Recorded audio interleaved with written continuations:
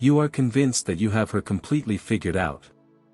You believe that years of shared history, the routine of domestic life, and the mortgage payments you make together act as an ironclad guarantee of her loyalty. You look at her across the dinner table and see the mother of your children, a dependable partner, a woman whose every habit and quirk is familiar to you. But the uncomfortable truth is that inside every woman resides a hidden, shadowy, utterly primal component that never truly sleeps. And this primal part is starving. It is experiencing a hunger that you, in all probability, ceased to satisfy a long time ago. We are conditioned to believe that infidelity is a quest for someone better. We think she looks for someone wealthier, younger, or someone more impressively endowed physically. This is a comforting lie we tell ourselves to soothe the fragile male ego. However, the reality I confront daily in my practice is far more brutal. A woman is not necessarily searching for better. Her biological systems, her neural pathways, and her hormones are searching for different. She is hunting for a different cocktail of sensory inputs, a different chemical reaction, a different energy frequency. This is not a betrayal of the heart, it is a mutiny of physiology.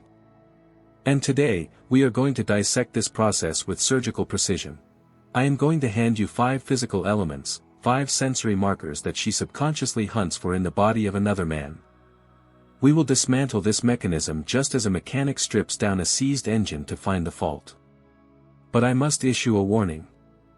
The first 4 points will deal with physical sensations. They are logical, they are rooted in physiology.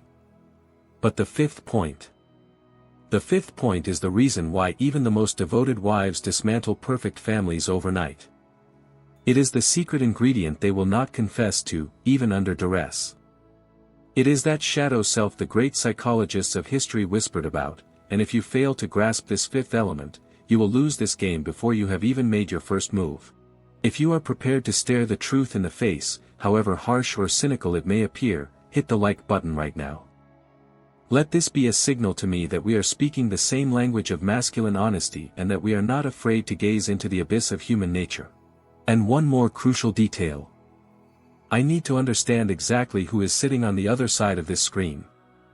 Leave just one number in the comments, your age. I need to know which generation of men we are having this raw, unfiltered conversation with today. Do this right now, and let's begin our descent. There is an ancient myth that polygamy is the burden of men, while women are monogamous by nature, designed solely to keep the hearth warm. Evolutionary biology mocks this naive assumption.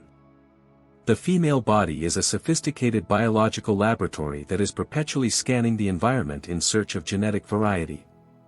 In the scientific world, this is known as the Coolidge effect, a phenomenon where sexual interest in a constant partner diminishes through habituation but instantly reignites with the introduction of a new subject.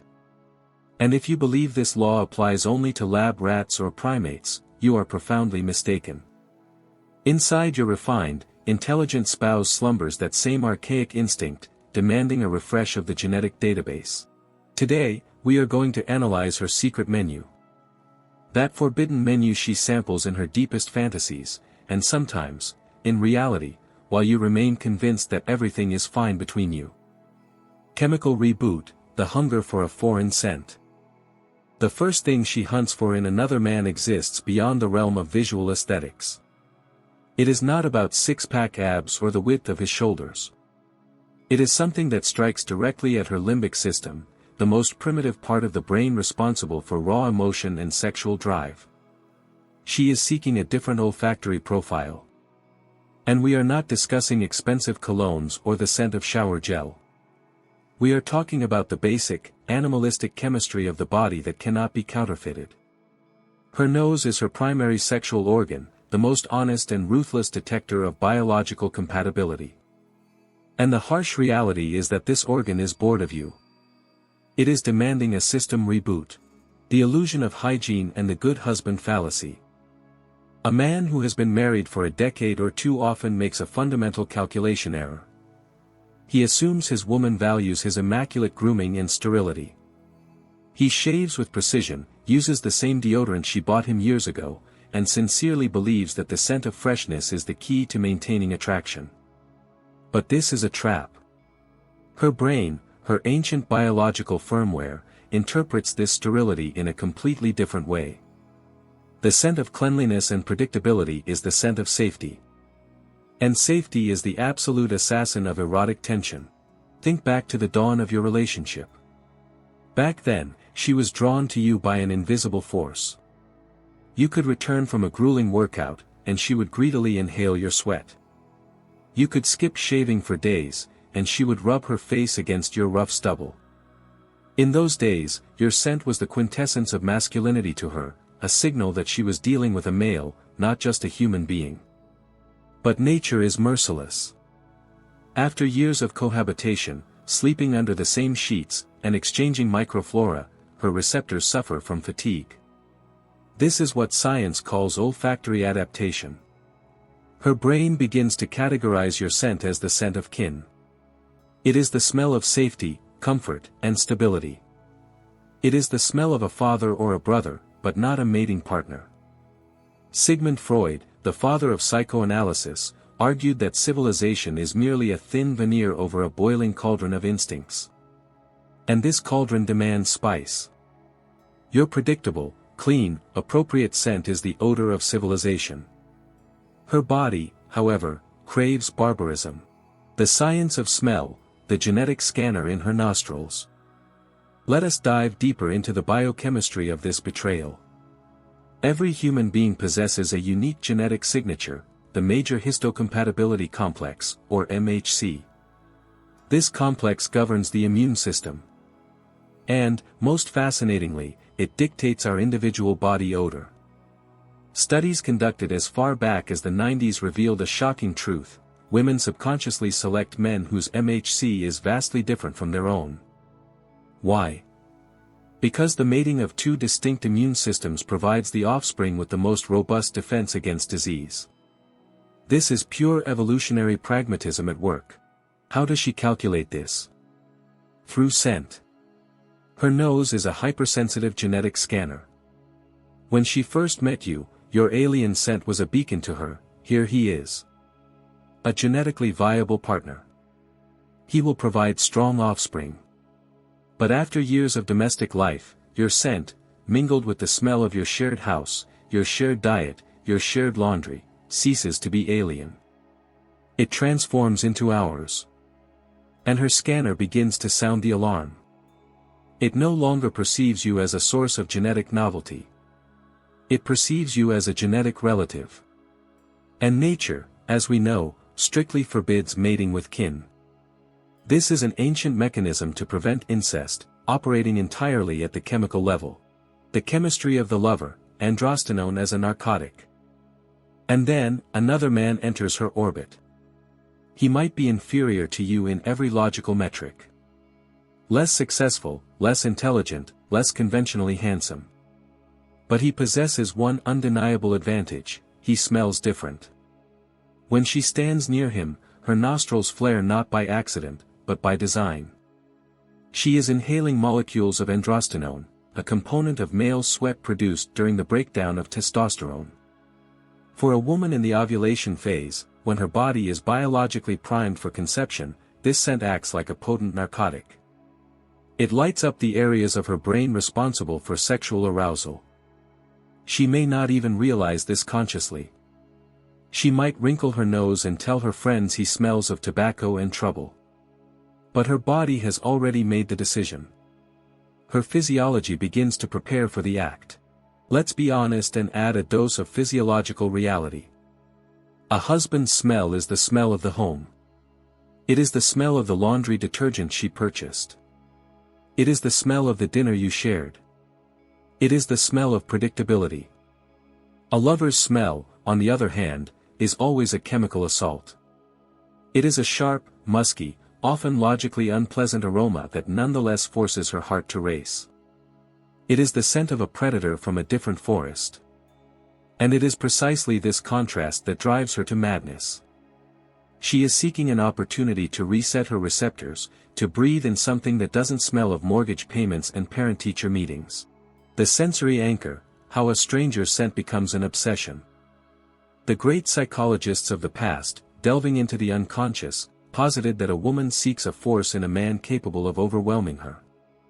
Scent is the primary, most ancient form of dominance. A stranger's scent invades her personal space without permission. It saturates her clothing, her hair, her skin.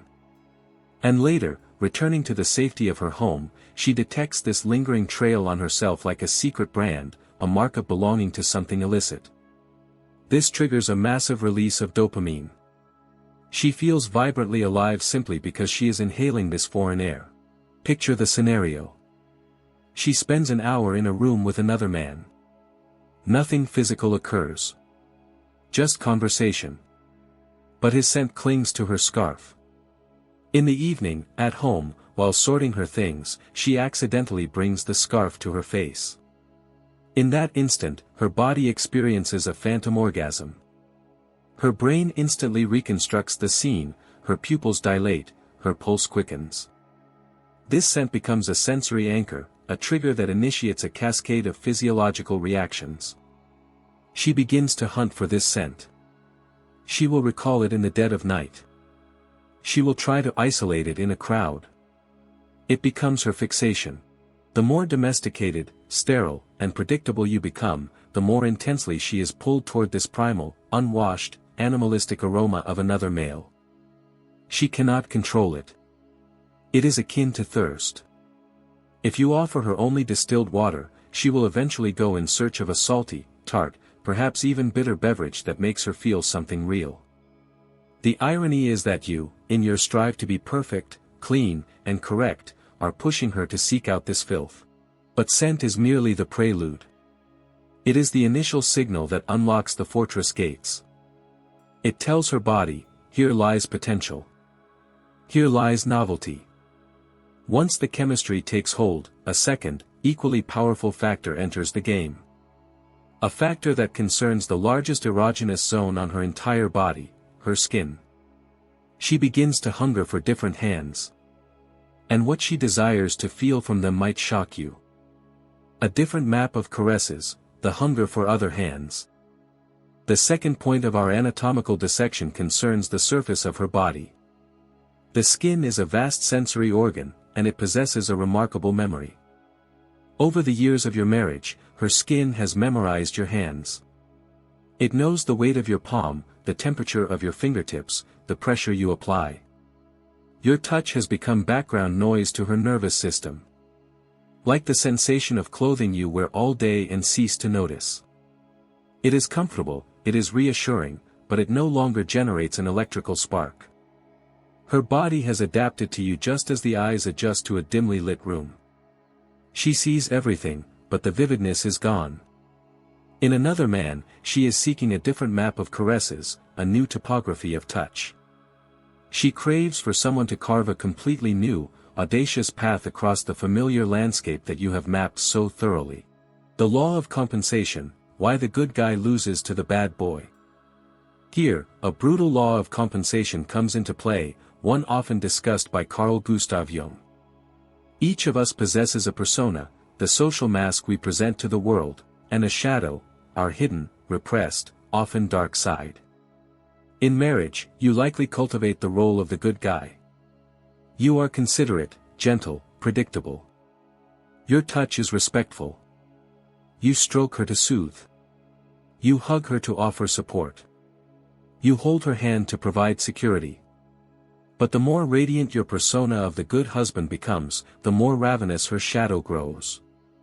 And this shadow side of her nature begins to starve for roughness. She starts to fantasize not about being caressed, but about being gripped. She is searching for hands that do not ask for permission but instead assert rights of ownership. Hands that leave faint marks on the skin as a testament to the encounter. This is not about violence, do not misunderstand. This is about the interplay of dominance and submission. It is about the sensation that she belongs to a man not because of a marriage certificate, but by the right of strength. Your gentle hands communicate, I respect your boundaries. The hands of a lover, firmly grasping the back of her neck during a kiss, communicate, your boundaries are now my territory. And this second signal is infinitely more stimulating to her limbic system. Tactile contrast, the thirst for texture and force. Women often confess a frightening truth in private confidence: they miss the sensation of danger in a man's touch. A husband's hands are the hands that bring home the paycheck, repair the leaking faucet, and rock the baby to sleep. They are the hands of safety. A lover's hands are instruments of capture. She seeks contrast. If you have the soft, manicured hands of an office professional, she might be driven to distraction by the rough, calloused palm of a man who works with steel or timber. This roughness against her delicate skin acts like sandpaper, stripping away the patina of routine. Every time such a hand grazes her thigh or throat, her nervous system erupts with signals of alarm and arousal simultaneously. It is a primal alert: there is a male nearby who can both protect and subjugate. However, the inverse is also true. If you are a harsh, dominant male who takes what is his quickly and silently, if your affection is always somewhat rough and foreplay is a mere formality to you, her body may be withering from a thirst for worship. She will gravitate towards someone who handles her like a porcelain vase, who studies every inch of her body for hours, who transforms foreplay into an endless ritual. She will go to the man who kisses her toes, who worships the curve of her spine. This is the essence of infidelity: she seeks what is absent in you. A lover is always your opposite. He is the missing puzzle piece in her tactile map of reality. You provide only one color, she demands the entire palette. The neurophysiology of novelty, rebooting the tactile map. Biology is unyielding in this regard. A new touch triggers the production of oxytocin and adrenaline in ratios impossible to achieve in a stable marriage. Oxytocin is the hormone of bonding. Adrenaline is the hormone of stress and thrill. In an affair, these two hormones blend into a volatile cocktail. She feels both attachment and danger simultaneously. Her body literally malfunctions with delight from this contradiction. She memorizes exactly how a stranger's fingers tangle in her hair, not like yours, but firmly, or perhaps more softly. She notes how a stranger's palm rests on her waist, slightly higher or lower than you would place yours.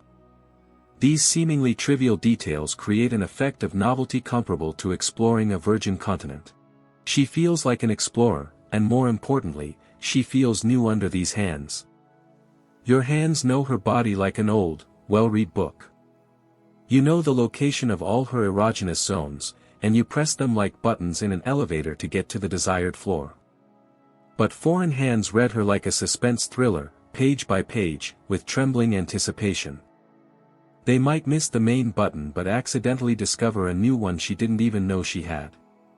And this discovery, "Wow, I didn't know I liked that," becomes a revelation. She is not learning about him, she is learning about herself. And this feeling of being desired and rediscovered is a potent drug. Imagine you have played the same violin your entire life. You know every scratch, every string's tension. Suddenly, you are handed a cello. It is larger, the sound is deeper, the grip is different. You are clumsy, you are unsure, but the very act of extracting a new sound is mesmerizing. That is what she feels. The lover is her cello. You are the familiar, perfectly tuned violin. And sometimes, she simply wants to hear a different sound, even if the melody is less refined. However, the map of caresses is static. It is geography. Sex, on the other hand, is dynamic. It is a narrative that unfolds in time. And here we move to the third, perhaps most propulsive point of her search. To the thing that makes her heart leap from her chest. To the change of the music. To the change of the rhythm. Changing the music, the hunger for a foreign rhythm. The third element she seeks in another man's body is a different tempo. Sex is a dance, it is the music of bodies in motion. And let us be brutally honest, over years of marriage, your intimacy has transformed into a perfectly rehearsed stage play. You both know the script by heart. You know exactly where to touch to start her engine. She knows exactly when to make a noise to signal your success. You know that after move A comes move B. You know your act lasts an average of, say, 12 minutes. You are moving along a worn track. It is efficient, it leads to release, but it assassinates libido. Your dance has become too correct. There is no improvisation left. There is no life left. And her body starves for live, imperfect, spontaneous movement. Predictability as poison, murdering the limbic system. Predictability is the archenemy of female arousal. Evolutionarily, the female is programmed to respond to spontaneity. In the wild, a male who acts in a predictable pattern is an easy target for predators and competitors. He does not survive. The survivor is the one capable of the unexpected maneuver. This ancient instinct has not vanished. When she strays, she is not necessarily looking for a virtuoso who plays the symphony better than you. She is looking for a change of genre. She is exhausted by your measured, appropriate rhythm. Her body craves chaos, glitch, arrhythmia. Psychology speaks of the flow state. In sex with a new partner, she seeks exactly this, a total loss of control. With her husband, she often retains executive control. She knows the duration, the final position, and the postcoital routine. You turn to the wall or head to the shower. This mental oversight prevents her body from fully shutting down the cortex and surrendering to sensation. She remains an observer. With a lover, she seeks the unknown. She wants a rhythm that cannot be forecasted. A ragged, wild, primal drumbeat instead of a familiar, lulling waltz.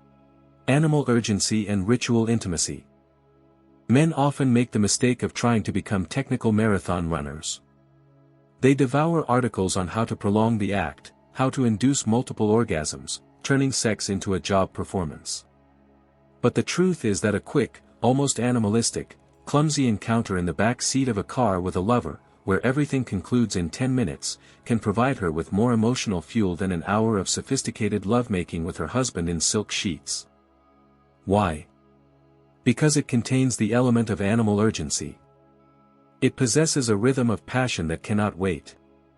This rhythm tells her, I desire you so intensely I cannot endure another second, I need to take you right here, right now.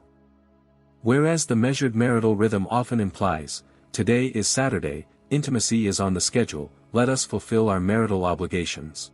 She is searching for a partner whose physiology dictates a different speed of friction, a different depth, a different amplitude. This is pure mechanics transmuting into chemistry. Her body must adjust to a new partner, and this necessity to synchronize with a foreign, unfamiliar rhythm forces her brain to operate at maximum capacity, burning calories and flooding the system with endorphins. She feels alive because she cannot predict the next second. Will he stop? Will he accelerate to the limit? Will he change the angle? This game of guess the melody played with her body keeps her in a state of high tension that is so often absent from the cozy marital bedroom. The metaphor of the dance, from waltz to thrash metal. Visualize your sex life as a dance. In the beginning, it was a tango, passionate, filled with mistakes and improvisation. Over time, you mastered the perfect waltz. 1 2 3, 1 2 3. Elegant, correct, synchronized. But after the 1000th repetition, this waltz induces yawning. Then she meets a man who doesn't know how to waltz. He grabs her and begins to shake to imaginary thrash metal.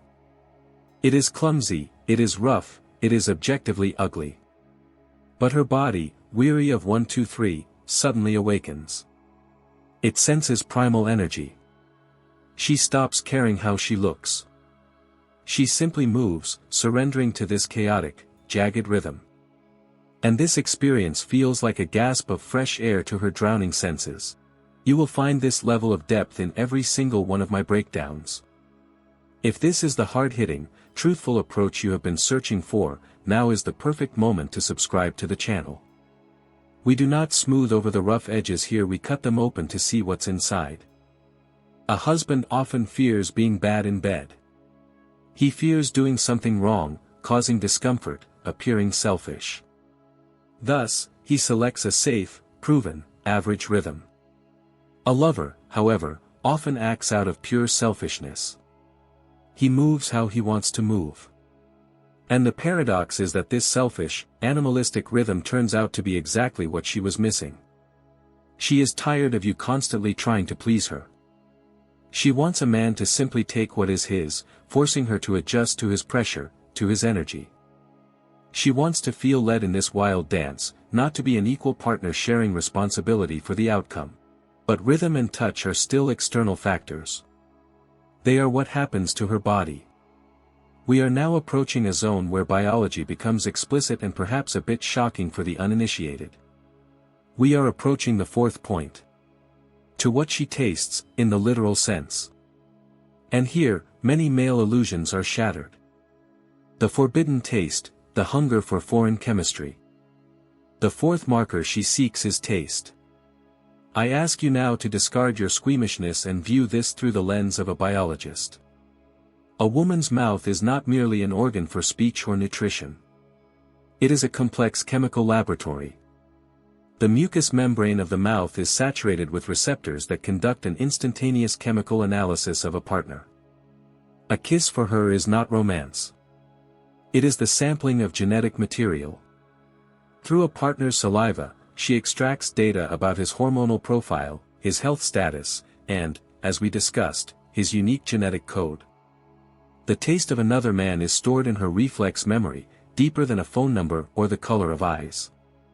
This is data written directly onto her biological hard drive. Oral fixation, a return to origins according to Freud. Sigmund Freud introduced the concept of the oral stage of development, asserting that for an infant, the mouth is the primary tool for understanding the world. A child puts everything in their mouth to comprehend what it is. As we age, this mechanism does not vanish, it transforms. For an adult woman, oral contact is the fastest, most intimate method of gathering maximum intelligence on a new partner. It is a regression to the most basic instinct of cognition. When she kisses another man, she is not merely performing an act of affection. She is conducting research. She asks her body, who is this? What is his flavor? Is he compatible with me on the most fundamental, chemical level? In a stable marriage, a partner's taste becomes sterile. You use the same toothpaste, drink the same morning coffee, consume the same diet, and your microbiomes synchronize. You taste like pure water to her. It is safe, healthy, and familiar, but it provokes no thirst. In infidelity, she seeks a forbidden taste. It is a complex, often harsh cocktail. A blend of tobacco, another man's coffee, alcohol, and most crucially, the taste of his skin. The taste of sweat mingled with cologne creates a unique chemical signature that is literally burned into her memory. This is a taste associated with risk, novelty, and the breaking of rules. Biochemistry of the dirty taste, salt, sweat, and adrenaline. Let's analyze this at the molecular level. Male sweat contains salt, electrolytes, and the byproducts of protein breakdown. This salty, tart flavor is a signal of physical activity, strength, and health to her receptors. When she tastes this on his skin, her brain receives a confirmation: this male is powerful. He has just been active. He is brimming with testosterone. This is pure, animalistic biology. The taste of your freshly showered body, smelling of soap, speaks to her of civilization and comfort. The taste of a lover's sweaty skin speaks to her of primal vitality and force.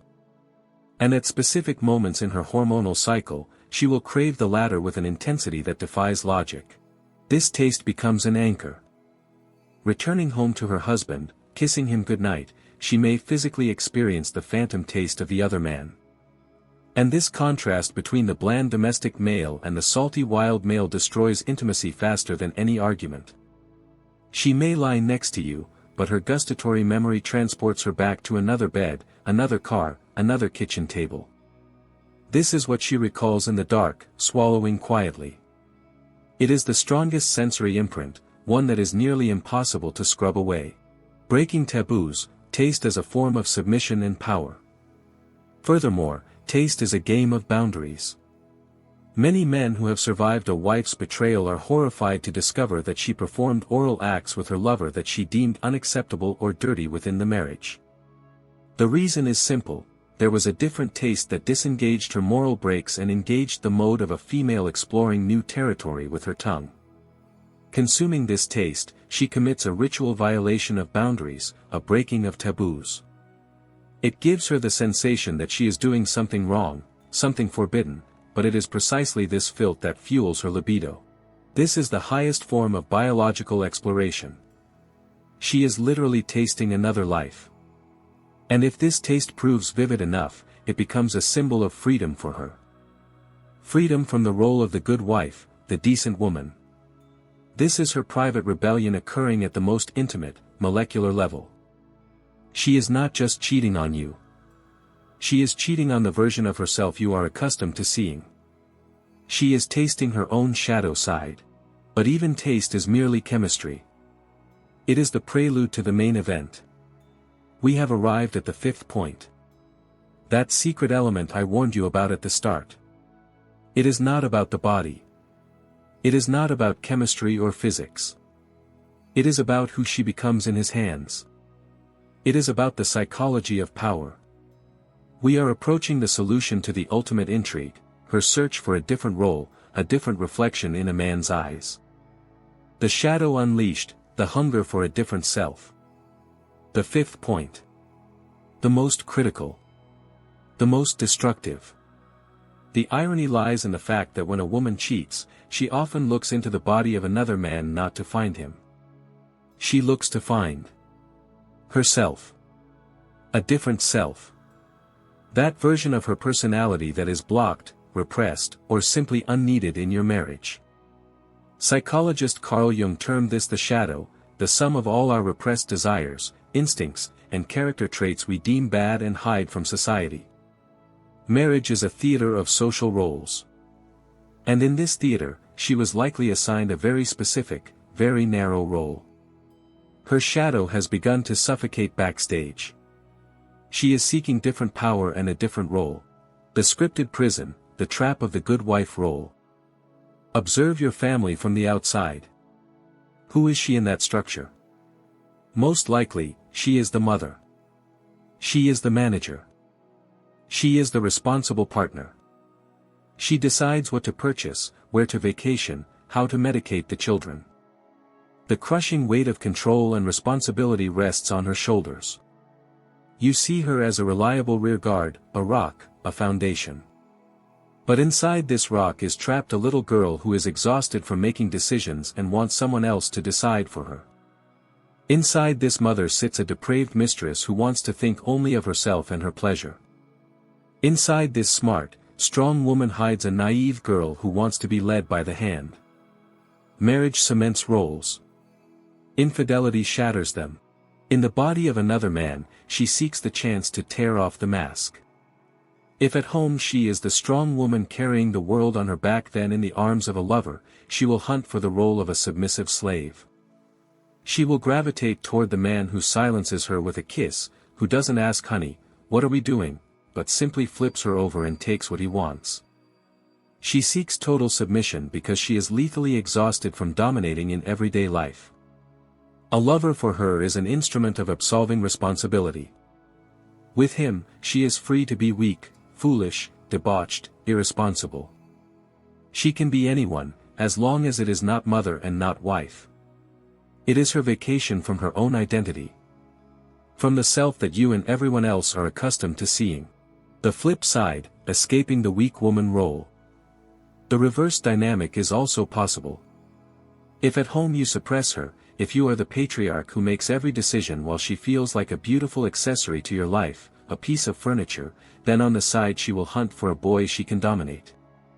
She will look for a body she can control. It might be a younger lover who hangs on her every word and caters to her every whim. It might be a man of lower status who sees her as a queen. In this scenario, she is seeking the power she is denied at home. Sex becomes a theater where she finally lands the lead role her husband refused to give her. She becomes the director, not just an extra in the background. This is why infidelity is so terrifying and so magnetic to her. You can build muscle, buy expensive cologne, and memorize the Kama Sutra. But if you fail to see her shadow, if you lock her into a single role, you are a mother, you are a decent woman, you are my fragile girl, she will find a stage for her forbidden play in another bed. The lover is not a person she loves. The lover is a mirror reflecting the part of herself you refused or feared to accept. It is an outlet for her dark, repressed energy. And this hunger for a different self is stronger than any moral duty, stronger than fear, and stronger than guilt. Because this is a question of her psychic survival. Sometimes, to avoid going insane from being correct, a woman needs to commit something absolutely wrong. Conclusion: Vaccination against infidelity. We have dissected the anatomy of the catastrophe. Scent, hands, rhythm, taste, and role. The 5 horsemen of the family apocalypse. 5 hungers that drive her body and soul to seek another. Does this sound like a death sentence? No. It is a map of a minefield. And now that you possess the map, you can avoid stepping on the mines. Better yet, you can defuse the field entirely. The primary conclusion of today's autopsy is this: do not attempt to be the best at everything. That is an impossible goal. Do not try to compete with the phantoms she chases. Your mission is to prevent her body and psyche from stagnating in predictability. The archenemy of marriage is boredom and singularity. A woman does not leave a man. She leaves Groundhog Day. Do you want to combat her physical hunger? Become unpredictable. Be multifaceted. Today, bring her flowers and be tender. Tomorrow, pin her against the wall in the hallway and kiss her roughly without a word. Today, smell of expensive cologne. Tomorrow, come home from the gym and skip the shower. Change the rhythm. Alter your reactions. Allow her to be different. See in her not just the mother of your children, but that dark woman, ravenous for sensation, who lives inside. Drag her shadow out into the light of your bedroom before she takes it to a stranger.